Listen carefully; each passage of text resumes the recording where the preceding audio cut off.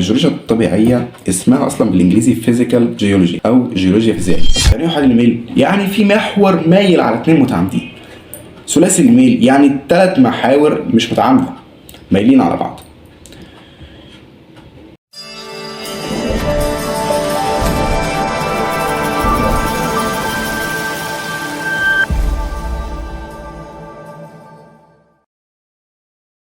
ماشي. التركيبه الجيولوجيه في اوليه عرفتها، اللي هم ايه؟ اللي هم علامات النية، تشققات طينيه، اللي هم تدرج طبقي والتطبق متقاطع. عرفت التركيبه الثانويه اللي هم الطيات او الثنايات، وفي منها محدبه ومقعره. عندك الفوالق اللي هو فالق عادي، فالق معكوس، فالق تاسر، فالق ذو حركه افقيه، فالق خندقي او خسفي، فالق بارز او ساتر.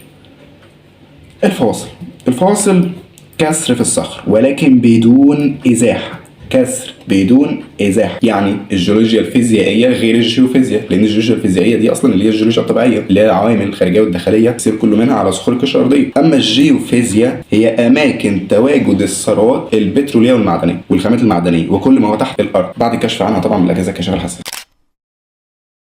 دي قاريه ايه ودي محيطيه تحت البحار المفتوحه. حلو.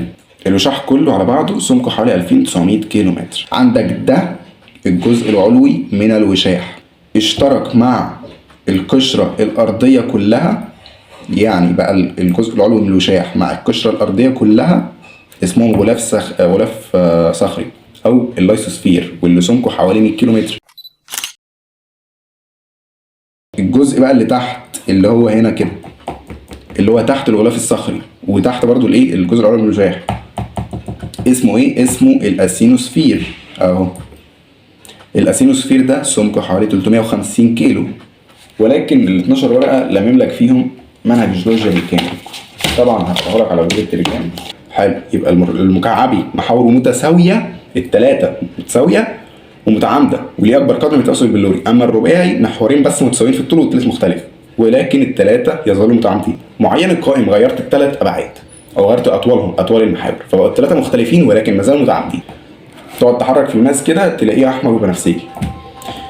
الاوبال اللي هو معدن غالي، معدن ثميني يتميز بخاصيه اللألأة او اسمها عين الهر. فرعين المتصل، التفاعل المتصل هو فلسبار بلاجوغليزي، بيبتدي بكالسي، بعد كده الصوديوم بيحل محل الكالسيوم فيبقى كالسي صودي، بعد كده فلسبار بلاجوغليزي صودي، بعد كده فلسبار ارسوكليزي بوتاسي، بعد كده مايكا بيضاء اللي هي المسكوفايت، بعد كده الكوارتز، اخر المعدن تبلورا. الفرع الايسر هتلاقي اول معدن تبلورا اصلا اسمه الاوليفين، بعد كده البيروكسين، بعد كده الامفيبول، بعد كده مايكا السودا اللي هي البيوتايد، بعد كده فلسبار ارسوكليزي بوتاسي، بعد كده مايكا بيضاء، بعد كده كوارتز زي الجرانيت والمايكرو جرانيت والرايولايت. ولو بالمناسبه يعني هتلاقيني اصلا وانا كاتب لك امثله كده هتلاقيني منقط على الحاجات دي، اللي هو ايه؟ قال لك الامثله عليه رايولايت، مايكرو جرانيت وجرانيت، اللي هم الحمضيه بيبقى ليهم نفس التركيب الكيميائي والمعدني. ما هو حمضيه متوسطه قاعديه فوق قاعديه ده تركيب معدني، فالصخور فعلا ليها نفس التركيب المعدني او الكيميائي، تختلف في مكان النشأه. الرايولايت بركاني اهو،